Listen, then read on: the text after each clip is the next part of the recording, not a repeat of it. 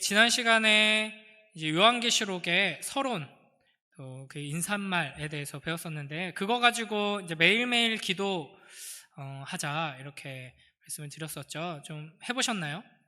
네. 우리 화면을 좀 띄워주시고, 지난 시간 본문을 가지고 우리가 기도로 이제 매일매일 기도하고 또 찬양하고 이렇게 하자고 했었는데, 한번 이 시간에 한 번 더 해보려고 해요. 그래서 제가 이제 축복의 인사로 이제 이 기도를 하면은 여러분이 크게 아멘 하시고, 또 찬양을 여러분이 또 큰 목소리로 하면 다 같이 아멘으로 하겠습니다. 이제도 계시고 전에도 계셨고 장차 오시리와 그의 보좌 앞에 있는 일곱 영과 또 충성된 증인으로 죽은 자들 가운데서 먼저 나시고 땅의 임금들의 머리가 되신 예수 그리스도로 말미암은 은혜와 평강이 우리 모두에게 충만하길 축복합니다.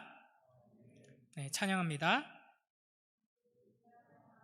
그의 피로 우리 죄에서 우리를 해방하시고 그의 아버지 하나님을 위하여 우리를 나라와 제사장으로 삼으신 그에게 영광과 능력이 세세토록 있기를 원하노라.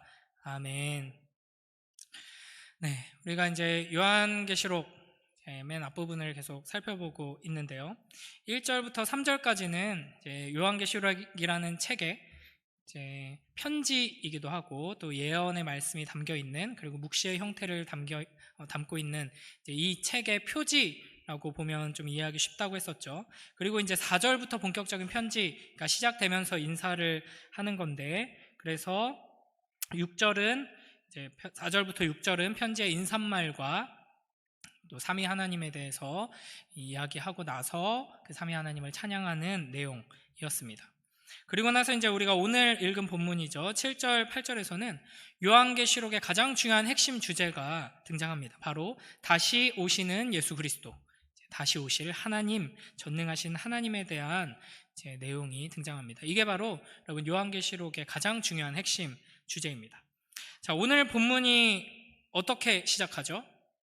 볼지어다라고 시작합니다. 이 볼지어다라는 말은 주목, 이런 뜻입니다.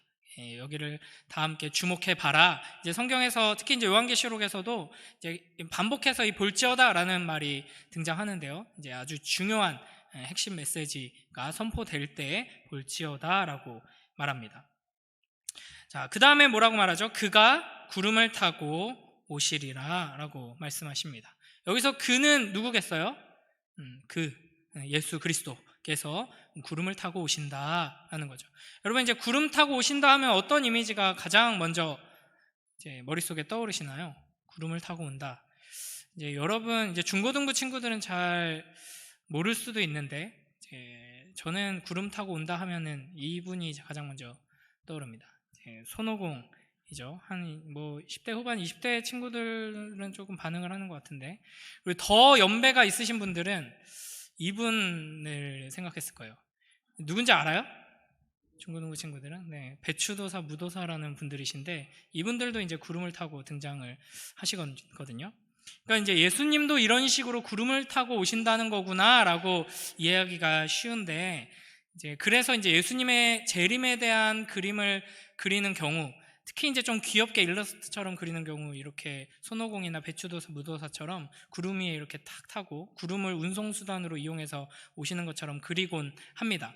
그런데 사실 이 구름을 타고 오시리라라는 그 문장은 제대로 번역이 안 됐어요. 정확하게 번역하면 구름과 함께 오신다라는 말입니다. 구름과 함께 오신다. 이게 특히 요한계시록, 성경의 마지막 결론의 이야기인 요한계시록의 가장 중요한 초점이 예수님이 다시 오신다. 어떻게 오시냐, 언제 오시냐, 이런 데 관심을 갖는 사람이 많다 그랬잖아요. 근데 구름을 타고 오신다. 구름과 함께 오신다. 이런 내용들을 이상하게 해석하는 사람들이 많이 있어요. 이단들이. 그냥 그런 이단들의 잘못된 해석을 조금 비꼬아서 얘기를 해보면, 구름과 함께 오시니까 연기 속에서 예수님이 오시는 거냐, 그런 식으로. 그래서 흡연실로 예수님이 임재하신다 라든지, 아니면은 구름, 영어로 뭐예요? 클라우드. 그래서 뭔가 이제 4차 산업혁명 이후에 뭐 클라우드 서버에 이제 예수님이 이제 임재하신다. 뭐 이런 말도 안 되는 해석인 것 같죠? 근데 이제 이단들이 성경을 해석하는 게 이 정도로 허무맹랑하고 말도 안 되는 방식으로 이제 해석을 하고 있어요. 우리는 성경을 어떻게 바르게 해석해야 하는가? 제가 이제 항상 제일 강조하는 게 문맥입니다. 문맥. 이제 성경을 제대로 읽고 이해해서 하나님께서 우리에게 뭘 말씀하시는지를 깨닫기 위해서 중요한 세 가지 핵심이 있는데 문맥, 그리고 문맥. 그래서 성경의 문맥을 파악하고 그 문맥 안에서 이 메시지들을 이해해야 되는데, 그래서 요한계시록 이 서론을 길게 지금 1장 진도가 천천히 세세하게 나가고 있는 거죠. 그리고 이제 요한계시록이라는 책은 성경 66권의 마지막 책이고 결론이라고 그랬잖아요. 그러니까 이 요한계시록의 여러 가지 상징들, 표현들이 어떤 메시지를 담고 있는지를 제대로 이해하기 위해서는 구약을 잘 알아야 됩니다. 그래서 구약에서 구름과 함께 임재하시는 분이 있어요. 누구겠어요? 여호와 하나님이시죠. 그래서 출애굽기 16장 보면은 성막에 여호와 하나님께서 임재하실 때 그 영광이 구름 속에 나타납니다. 그리고 뭐 역대하나 이제 여러 군데 있는데 한 개씩만 뽑은 거예요. 이제 성전에서도 하나님의 영광, 하나님께서 임재하셨다, 하나님께서 우리 가운데 오셨다라고 할 때 구름 가운데 구름이 먼저 오고 그 가운데 이제 하나님께서 오시죠. 그리고 이제 마태복음 17장에 예수님께서 변화산에서 그 영광스러운 모습으로 변화하시죠. 빛나는 영광으로 이제 제자들에게 보여주시는데 그때에도 구름이 빽빽하게 가득 차게 됩니다. 그러니까 이런 맥락 속에서 예수님께서 구름과 함께 임하신다라는 것은 예수님의 임재가 바로 하나님의 임재와 같다라는 것이고요, 영광으로 임하신다라는 뜻이라고 할 수 있습니다. 그리고 이제 직접적으로 이 구름 타고 오신다, 구름과 함께 오신다라는 표현은 다니엘서 7장의 말씀을 인용하고 있는 거예요. 그러니까 이제 사도 요한이 이 요한계시록을 기록할 때 그냥 막 하나님이 이렇게 조정해가지고 막 무아지경에 빠져가지고 막 달달달달달달달 막 쓴 게 아니라 하나님께서 보여주신 환상을 이제 해석하면서 이제 아주 체계적으로 치밀하게 작성을 했는데, 명백하게 다니엘서 7장 13, 14절 말씀을 인용하고 있습니다. 한번 같이 읽어볼까요? 시작.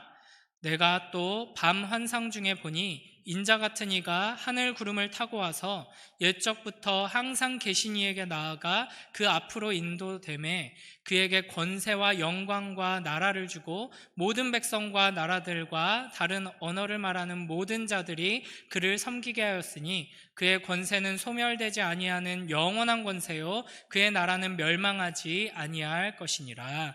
아멘. 다니엘이 환상을 봅니다. 근데 인자 같으니, 이게 이제 오실, 이제 구약의 말씀이죠. 다니엘은 인자 같으니 사람의 모습을 하고 있는 어떤 분, 근데 이제 오실 메시아 그리스도에 대한 예언이죠. 근데 그 그리스도께서 이제 어떻게 오시냐? 구름을 타고 오신다라고 말합니다. 이 다니엘서의 이 환상의 맥락을 또 알아야겠죠. 어떤 맥락이냐면 하나님께서 이 메시아에 대해서 말씀하시면서 하나님께서 이 악한 모든 나라들, 제국들을 심판하시고 나서 이 모든 나라들을 통치하는 왕으로서 오실 것이다 라는 이야기를 하시면서 그 장면을 보여주시는 거예요. 네, 그러면서 이제 오실 메시아가 구름 타고 오신다라고 예언을 하고 있죠. 그 요한이 요한계시록을 쓰면서 이걸 인용해서 구름 타고 오신다라고 했다는 것은 예수님께서 오시는 것이 하나님의 임재와 같은 영광스러운 임재일 뿐 아니라 모든 나라를 통치하고 다스리시는 왕으로서 오시는 것이다 라는 것을 보여주는 것이죠. 예수님께서 처음 오셨을 때는 어떻게 오셨죠? 구름 타고 오셨나요?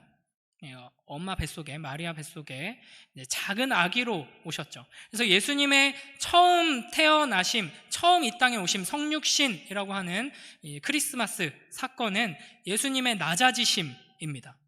그리고 나서 이제 고난받으시고 십자가에 달려 죽으심으로써 낮아지셨죠. 그 이후에 예수 그리스도께서는 이제 높아지십니다. 부활하심으로써 높아지시고 승천하심으로써 높아지시고 그 다음에 이제 다시 오심, 재림으로써 높아지심이 완벽하게 완성되는 것이죠. 그래서 우리가 흔히 오해하기 쉬운 게 예수님께서 우리를 구원하기 위해서 행하신 일을 이제 낮아지심과 높아지심이라는 이미지로 이제 정리해서 표현을 하는데, 예수님의 이제 성육신, 이 땅에 오심, 아기로 오신 것과 고난 받으시고 십자가에 죽으신 것은 낮아지심이고, 부활하시고 승천하신 것은 높아지심이고, 이제 재림, 하늘에서 이제 다시 오신다라고 하니까 위에서 아래로 내려오는 거잖아요. 그러니까 낮아지심이라고 생각하기 쉬운데, 예수님께서는 이제 높아지신 의 완성으로서 재림하시는 것입니다. 그러니까 왕으로서 모든 나라와 민족들, 온 세상을 통치하기 위해서 이제 완벽하게 그 왕권을 손에 쥐고 등극하기 위해서, 왕으로 등극하기 위해서 오시는 것이죠. 이 예수 그리스도의 영광스러운 재림의 장면을 이제 7절이 이야기해 주는 것입니다. 우리 한 번 더 7절 말씀 읽어볼까요? 함께 읽습니다. 시작. 볼지어다 그가 구름을 타고 오시리라. 각 사람의 눈이 그를 보겠고 그를 찌른 자들도 볼 것이요 땅에 있는 모든 족속이 그로 말미암아 애곡하리니 그러하리라. 아멘. 그래서 지금 이제 하나님께서 요한을 통해서 1세기에 박해받고 있는 교회에게, 성도들에게 이 말씀을 주시면서 잘 봐라, 너희의 눈을 들어서 봐라, 너희가 믿고 의지하고 있는, 기다리고 있는 그 예수 그리스도께서 하나님이 다시 오시는 것처럼 영광스러운 중에 이제 왕으로서 오실 것이다 라고 말씀하시는 겁니다. 그러면서 뭐라 그러냐면, 이 세상 모든 사람들이 다시 오시는, 구름 타고 오시는 예수님을 보게 될 것이다 라고 말합니다. 그러니까 이게 또 예수님의 초림과 재림, 아기 예수로 오신 예수님과 다시 오시는 예수님의 가장 큰 차이죠. 아기 예수님의 오신 소식을 듣고 예수님을 만났던 사람들은 소수였죠. 목자들이었고 동방박사였고, 그죠?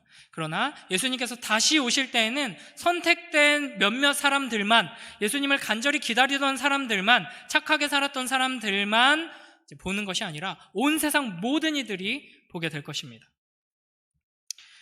그러면서 뭐라고 표현하냐면 7절에서 예수님을 찌른 자들도 보게 될 것이다, 그리고 애곡하게 될 것이다 라고 말합니다. 여기서 이제 예수님을 찌른 자들이 누구냐, 그리고 애곡하는 사람들은 누구고 왜 애곡하게 되느냐, 이걸 좀 살펴볼 텐데요. 이 말씀도 구약 성경을 인용하면서 하는 말씀입니다. 스가랴서 12장 10절 말씀인데요. 우리 이것도 한번 읽어볼까요? 스가랴서 12장 10절 말씀입니다.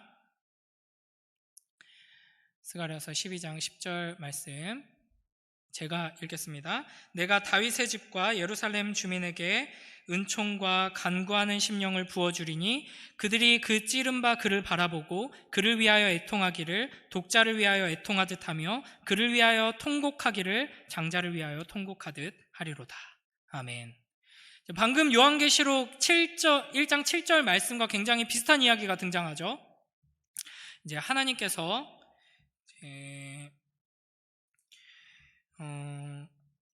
이제 다윗의 집과 예루살렘 주민에게 은혜를 베풀어 주시면서 그들에게 회개하는 마음을 주세요. 그래서 그들이 어떻게 되냐면 자기들이 찌른 그 사람을, 그를 바라보면서 이제 우는 거죠. 애통해 하는데 마치 이제 하나밖에 없는 자식을 잃은 부모처럼 이제 통곡하면서 울게 된다라는 말씀입니다. 요 스가랴서의 맥락도 우리가 조금 알아야 되는데, 그러니까 이스라엘의 구원을 예언하는 말씀입니다. 그래서 이제 자기들이 찌른 자를 보면서 엉엉 우는 사람들은 이스라엘 사람들이고요. 그 이스라엘 사람들은 하나님 앞에서 내가 정말 큰 잘못을 저질렀구나 라고 하면서 회개의 눈물을 흘리고 있는 것입니다. 근데 요걸 이제 요한이 인용해서 가지고 와서 이제 7절 말씀을 하고 있는 건데, 조금 차이가 있어요. 여기서 스가랴서에서는 없었던 각 사람의 눈, 땅에 있는 이라는 말을 첨가합니다. 그래서 요한계시록의 맥락에서는 모든 사람들이 그 예수님이 오시는 걸 보면서 이제 모든 사람들이 통곡하게 되는 것이죠. 자, 그러면 이제 그 찌른 자들도 보고 온다고 하는데 그 찌른 자들이 누구인가? 요한복음 19장을 보면요, 예수님께서 십자가에 달려 죽으실 때 예수님을 찌른 자들 있죠. 누구죠? 군인들이죠. 네, 요 이미지를 가지고 설명하는 겁니다. 그러니까 그 예수님을 찔렀던 걔네들 있지, 걔네들이 예수님 오는 거 보게 될 거야, 이제 이 말이 아니라 예수님을 찌른 자들처럼 예수님을 십자가에 매달아 죽인 죄인들, 그들이 모두 예수님의 다시 오심을 보게 될 것이다 라는 선언입니다. 이걸 이제 넓게 이해하면은 우리 모두라고 할 수 있죠. 그러니까 우리 중에 나는 예수님 안 찔렀는데 예수님 십자가에 달리신 거 나랑은 상관없는 일이야 라고 말할 수 있는 사람이 아무도 없죠. 예수님께서 우리 죄 때문에 우리의 죄를 이제 짊어지시고 십자가에 달리셨기 때문에 그 예수님을 찌른 게 바로 우리들입니다. 그러니까 이 모든 이 땅의 죄인들이 구름 타고 오시는 예수님을 보게 될 것이고 애통하며 통곡하며 울게 될 것이다 라는 게 요한이 우리에게 주는 말씀입니다. 우리가 읽은 이 스가랴서 말씀을 예수님께서도 인용해서 말씀하시는데요. 자, 마태복음 24장 29절 30절 말씀입니다. 요거는 있나요? 네, 우리 함께 읽어보겠습니다. 시작. 그날 환난 후에 즉시 해가 어두워지며 달이 빛을 내지 아니하며 별들이 하늘에서 떨어지며 하늘의 권능들이 흔들리리라. 그때 인자의 징조가 하늘에서 보이겠고 그때 땅의 모든 족속들이 통곡하며 그들이 인자가 구름을 타고 능력과 큰 영광으로 오는 것을 보리라. 아멘. 예수님께서 하신 말씀입니다. 예수님께서 다시 오실 때 모든 이들이 그 예수님께서 다시 오신다는 것을 보게 될 것이다. 그러니까 여러분, 이단들 중에 내가 보혜사 성령이다, 내가 재림 예수다 라는 사람들 있잖아요. 너네가 그걸 몰라서 내가 비밀을 알려주겠다, 뭐 이런 사람들 다 거짓말쟁이인 것이죠. 그러니까 예수님께서 다시 오실 때는 온 세상 모든 사람들, 예수님이 누군지를 제대로 모르는 사람들까지도, 예수님을 무시한 채 자기 멋대로 살아가던 사람들도 예수님의 다시 오심을 보게 될 것이고 그 모든 이들이 다 통곡하며 울게 될 것입니다. 이게 마지막 날 이루어지게 될 일입니다. 그러니까 정리하자면 스가랴서의 문맥에서는 이제 그리스도께서, 메시아께서 다시 오실 때 울게 되는 자들은 하나님의 백성들, 회개의 눈물로 울게 되는 것이고요. 요한계시록의 문맥에서는 모든 이들, 특히 강조되는 것이 예수님을 찌른 자들. 그래서 이제 왜 우는 거겠어요? 자기가 찔렀는데, 자기가 죽여버렸는데, 내가 무시하고, 내가 죽여놓고도 무시하고 살았는데 영광 중에 살아서 다시 오니까 어떻겠어요? 심정이 망했다, 큰일 났다, 절망 속에서 고통스러워하며 두려워하며 통곡하며 울게 되는 것이죠. 그래서 마지막 때 예수님께서 다시 오실 것인데, 영광 중에 다시 오실 것인데, 그때 모든 사람들이 그걸 보게 될 것이고 모든 사람들이 울게 될 것입니다. 그러나 이 울음은 크게 두 가지로 나눌 수 있는 것이죠. 두려워하며 절망하며 통곡하는 눈물과 하나님의 자녀들의 눈물이죠. 물론 이제 우리는 두려워하며 통곡하며 절망 속에서 우는 게 아니겠죠. 그럼에도 불구하고 이제 눈물을 흘리게 될 것입니다. 여러 가지 의미가 있을 거예요. 안도의 눈물, 기쁨의 눈물일 수도 있고요.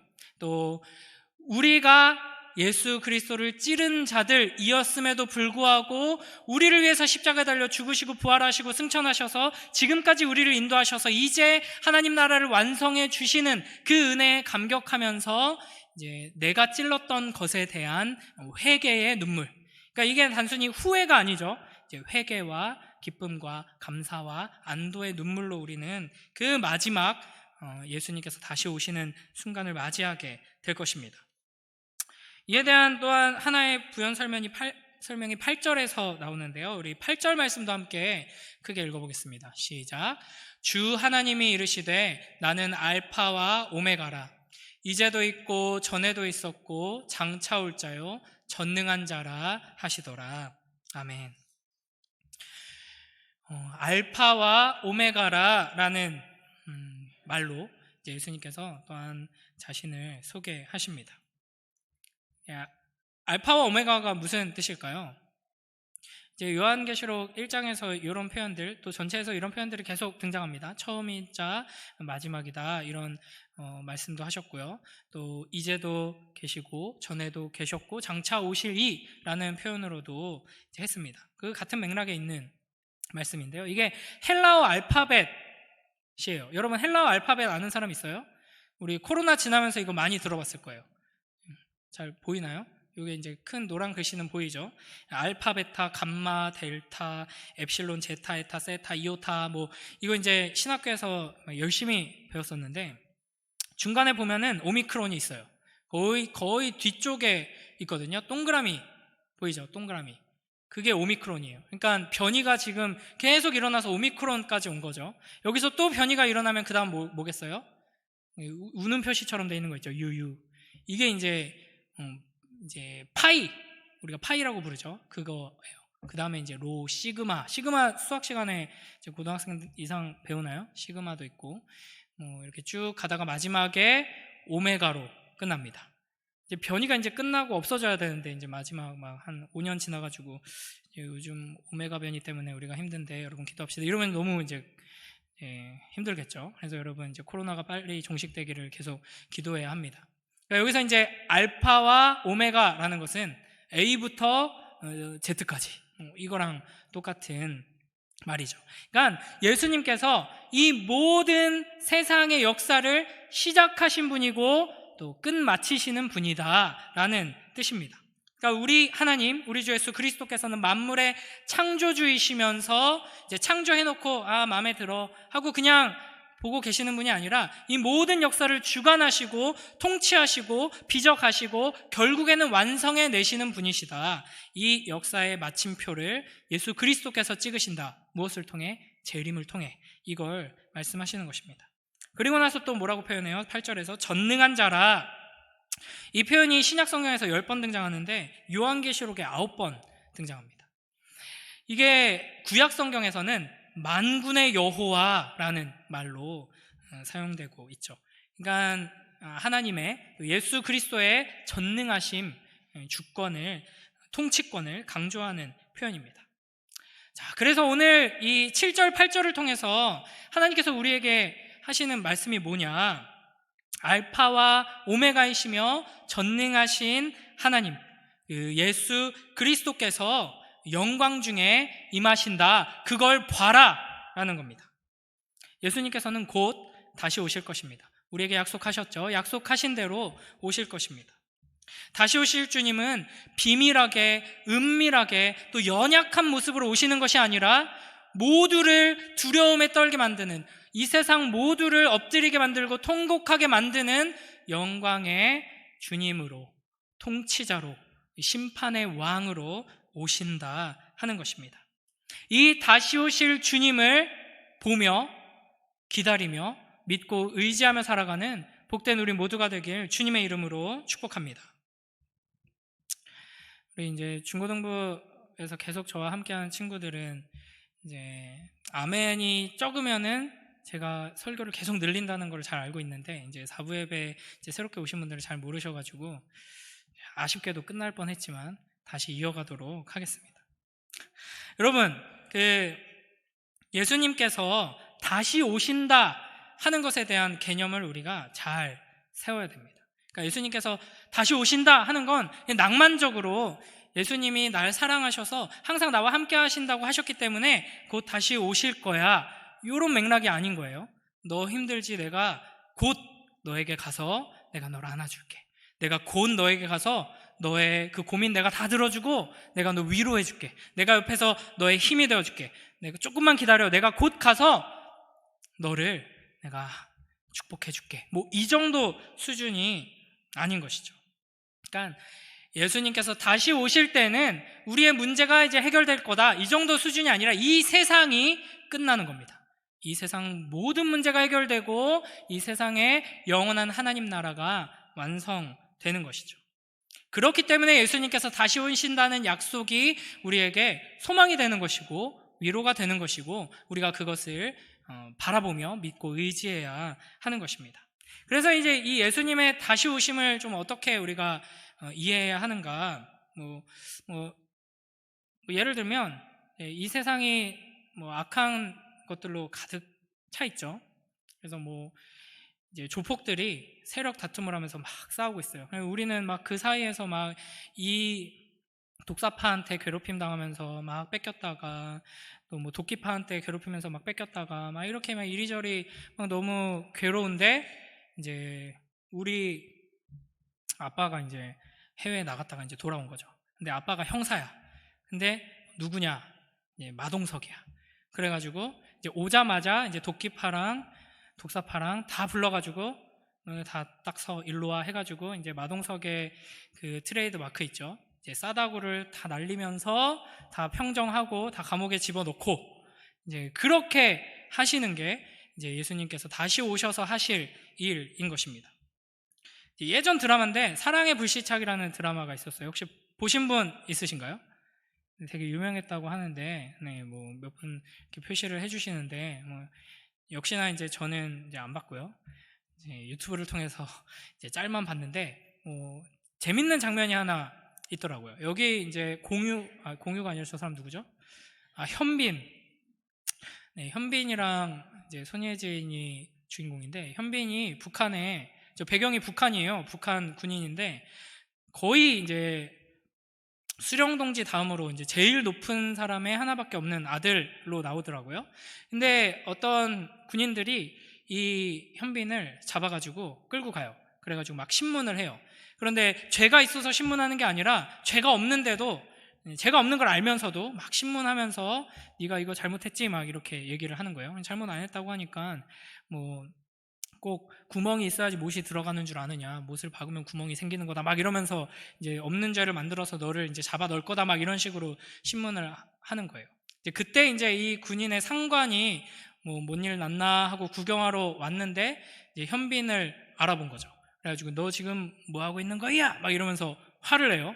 이제 엄청나게 이제 경로를 하면서 천지분간을 못하냐 막 이러면서 이 사람이 누군지 아느냐고 총 정치국장 하나뿐이 없는 아들이야 막 이러면서 이제 화를 내고 정강이를 걷어찬 다음에 현빈을 데리고 이제 자기 방으로 가더라고요. 하물며 총 정치국장 아들을 저렇게 괴롭힌 것만으로도 큰일이 나는데 만약에 이제 수령동지 하나밖에 없는 아들을 못 알아보고 괴롭히고 있었는데 수령동지가 나타났다. 너 우리 아들한테 뭐 하고 있는 거야? 이러면 어떻게 되겠어요? 작살 나겠죠. 이제 모든 것이 다 끝장나는 순간입니다. 그러니까 우리 주 예수 그리스도께서 다시 오실 때 우리는 정강이를 걷어차이는 자가 될 것인가? 아빠 쟤네들이 나한테 이렇게 했어 라고 이제 하면서 아빠한테 달려갈 수 있는 자가 될 것인가? 거기서 우리의 통곡이 어떤 통곡이 될 것인가가 갈리게 될 것입니다. 이제 하나님의 자녀들을 뭣도 모르고 그리스도께서 다시 오신다는 것을 깨닫지 못하고 이 온 세상에 지금도 통치하고 다스리시는 영원한 왕이 예수 그리스도라는 것을 알지 못하고 교회를, 우리들을, 하나님의 자녀들을 마구 괴롭히고 무시하던 자들, 그럼으로써 예수 그리스도를 괴롭히고 무시하던 이들은 두려움에 떨면서 내가 지금 무슨 짓을 한 거지? 라고 하면서 이제 통곡하게 될 것이고요. 우리들은 기쁨의 눈물을 흘리게 되겠죠. 그리고 또 회개의 눈물을 흘리게 될 것입니다. 그때 우리가 어떤 감정일까를 여러분 한번 생각해 보세요. 작은 아이들이 부모님, 엄마를 잃어버리거나 이렇게 하면은 바로 안 옵니다. 제가 조금 짓궂어가지고 저희 아들들이랑 이렇게 산책 가다가 막 둘이서 막 이렇게 쫄래쫄래 가면은 몰래 뒤에서 숨어요. 그러면 이제 두리번 거리면서 겁먹은 표정으로 싹 변하거든요. 이제 아이들의 특성이 좀 그런데 가다가 이렇게 살짝 쿵 넘어지잖아요. 심각하게 넘어지는 거 아니고 살짝 쿵 넘어지면은 엄마 아빠가 옆에 있으면은 바로 옵니다. 그런데 이제 엄마 아빠가 안 보이면은 찾아요. 엄마 아빠 어디 갔지? 찾다가 저기 있구나 하고 눈이 마주치는 순간 이제 울기 시작합니다. 그러니까 우리가 예수 그리스도께서 다시 오실 때, 다시 오시는 주님을 보게 될 거예요. 이제 그 순간 우리는 이제 통곡하게 될 건데, 그 통곡의 의미는 아마도 이 아이들이 너무 엄마 어디 갔지? 아빠 어디 갔지? 왜 안 보이지?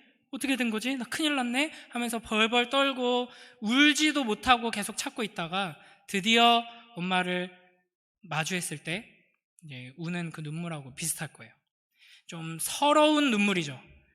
엄마 어디 갔었어? 엄마가 나 버린 줄 알았잖아. 왜 이제 왔어? 하면서 우는 눈물. 내가 얼마나 아팠는지 알아? 하면서 우는 눈물. 그리고 엄마가 나를 버린 게 아니구나 라는 것을 깨닫고 안심하면서 서럽게 우는 거죠. 내가 진짜 엄마가 나 버린 줄 알고 무서웠잖아 하면서 나 버린 거 아니었구나. 이 눈물이요. 이거 이제 우리가 예수님이 다시 오실 때 겪게 될 감정일 것입니다. 예수님이 다시 오심을 두 눈으로 똑똑히 보면서 절망의 통곡이 아니라 이와 같은 엄마 품에 꼭 안겨서 서럽게 우는 아이처럼 감사와 기쁨과 안도와 회개의 눈물로 주님 품에 안기는 우리 모두가 되길 주님의 이름으로 축복합니다. 그래서 여러분, 우리는 이제 계속해서 이것을 생각해야 합니다. 예수님께서 구름 타고 오신다, 곧 오신다, 다시 오신다, 재림을 우리는 생각해야 합니다. 여러분, 이제 앞날에 대해서 걱정이 많으시죠? 내가 이 성적 가지고 대학이나 갈 수 있을까? 라든지, 내가 취직을 할 수 있을까? 라든지, 내가 결혼을 할 수 있을까? 라든지, 앞날에 대한 걱정이 이제 많을 거예요. 그리고 미래에 대한 여러 가지 나름대로 계획을 세우고 꿈을 꾸고 있는 사람들도 있을 겁니다. 그런데 우리는 단순히 앞으로 몇 년, 앞으로 몇십 년을 이제 준비하고 계획하는 것이 아니라 예수님께서 다시 오셔서 완성될 그 영원한 미래를 고려하고 이제 그 계획 안에서 살아가야 하는 것입니다.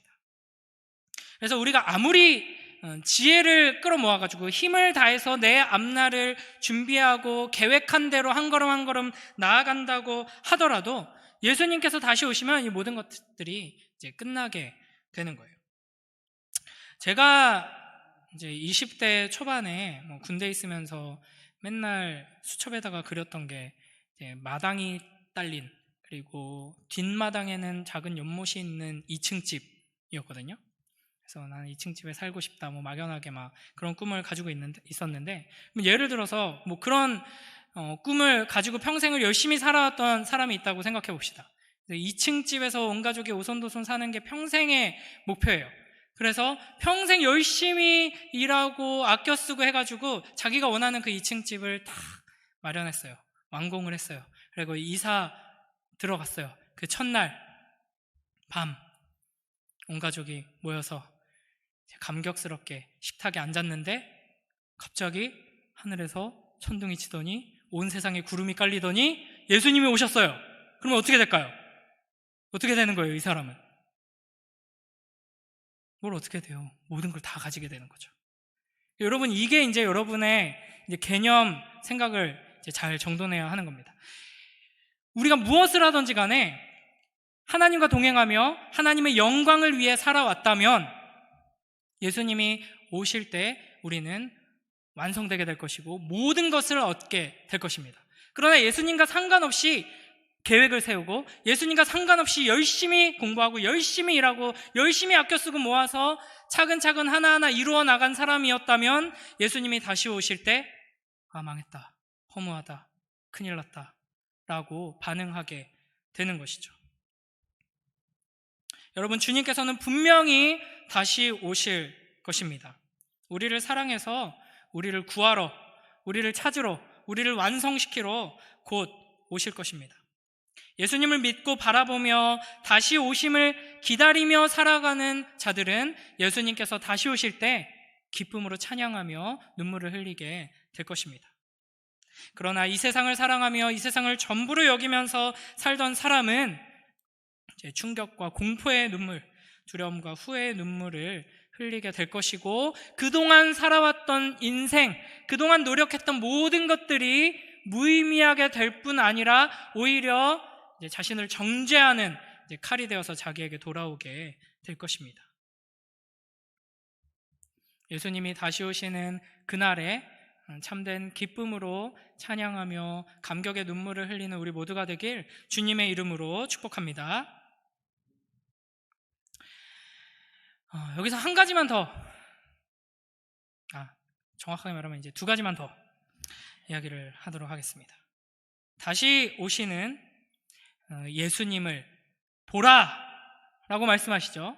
이 예수님을 보는 것은 여러분, 미래에 예수님이 언제 오실지 모르지만 곧 오신다고 약속하셨는데 그때에만 보는 것이 아니라 매일매일 하나님의 말씀을 붙들고 믿음의 눈을 들어서 봐야 하는 것입니다. 그렇기 때문에 우리의 애통하는 이 눈물은 마지막 때로 보류해 놓을 것이 아니라 예배의 자리에서 하나님을 찬양할 때 하나님의 말씀을 묵상하고 배우며 그 말씀 안에서 다시 오실 우리 주 예수 그리스도를 볼 때마다 우리는 회개의 눈물과 기쁨과 감사의 눈물, 두려웠던 그 마음들을 하나님께 쏟아내면서 안도하면서 서러운 눈물을 우리는 계속 쏟아내야 하는 것이죠. 그러니까 우리는 마지막 때에야 비로소 하나님 앞에 서게 되는 것이 아니라 예배의 자리를 통해서 하나님의 말씀을 통해서 매일매일 언제 어디에 있든지 간에 코람데오 하나님 앞에 선자로 살아갈 수 있게 되는 것입니다. 그래서 여러분, 매일매일 삶 속에서 다시 오실 우리 주 예수 그리스도, 구름 타고 오시는 그 주님을 바라보며 애통하는 우리 모두가 되길 주님의 이름으로 축복합니다. 두 가지라 그랬죠. 마지막, 참으로 마지막입니다. 여러분, 이렇게 다시 오실 예수 그리스도를 믿고 기다리고 의지하고 바라보며 사는 사람들은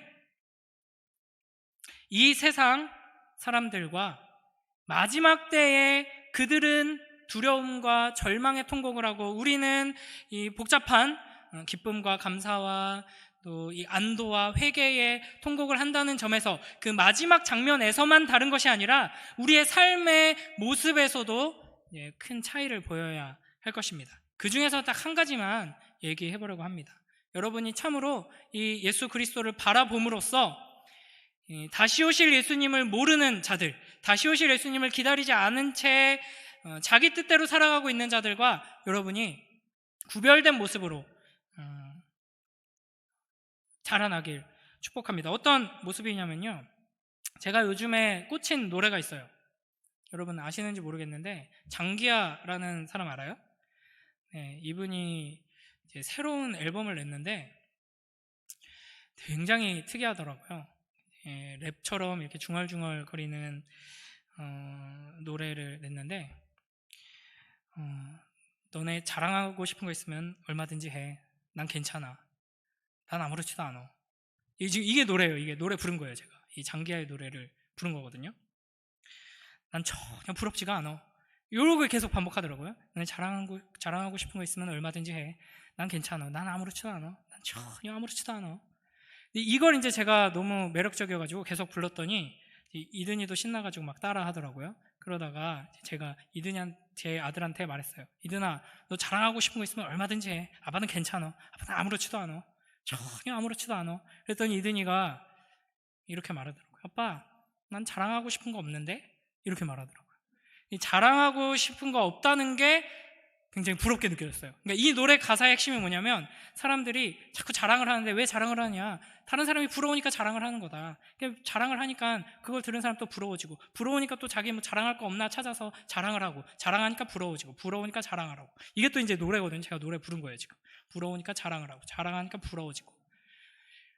근데 이제 저희 아들은 난 자랑할 것이 없다라는 걸 자랑하더라고요. 그러고 나니까 이제 이 장기하의 의도를 제가 파악했어요. 이 노래를 하면서 자기는 자랑하는 거예요. 나 자랑할 거 없다. 근데 이제 우리가 바로 이런 세상 속을 살아가고 있거든요. 온갖 것들을 자랑합니다. 미디어를 보면은 계속 그런 것들을 자랑하죠. 이렇게 좋은 집에 산다, 이렇게 좋은 차 탄다, 이렇게 비싼 시계 차고 있다, 내가 이렇게 성공했다, 플렉스 이러면서 자랑을 하고요. 이렇게 좋은 학교를 갔다, 이렇게 좋은 데 취직했다, 뭐 이런 것들을 계속 자랑하고 그걸 보는 사람들은 부러워하죠. 그래서 나는 뭐 자랑할 거 없나? 뭐 이러면서 또 자랑을 해요. 그 자랑을 하는 걸 보고 또 부러워지고, 부러워지면 자랑을 하고, 자랑을 하면 부러워지고.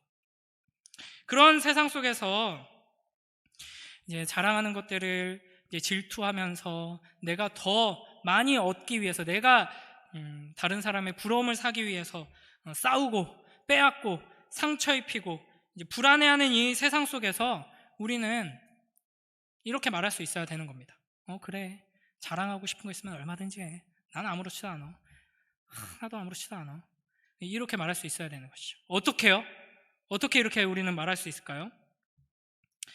뭐 이런 가사도 있거든요. 네가 가진 게 많겠니? 내가 가진 게 많겠니? 난 잘 모르겠지만 뭐 생각을 해보자고 이러면서 막 얘기를 해요. 우리는 그들보다 단순히 가진 게 많기 때문에, 아니면 나는 뭐 욕심이 없기 때문에 뭐 자랑하든지 말든지 뭐 알아서 해, 나는 아무렇지도 않아, 이게 아니라 그들이 자랑하는 것과 우리가 가진 것의 수준이 너무나도 다르기 때문에 자랑하던 말던 우리는 전혀 영향을 받지 않는 것입니다. 예를 들면 이런 거예요.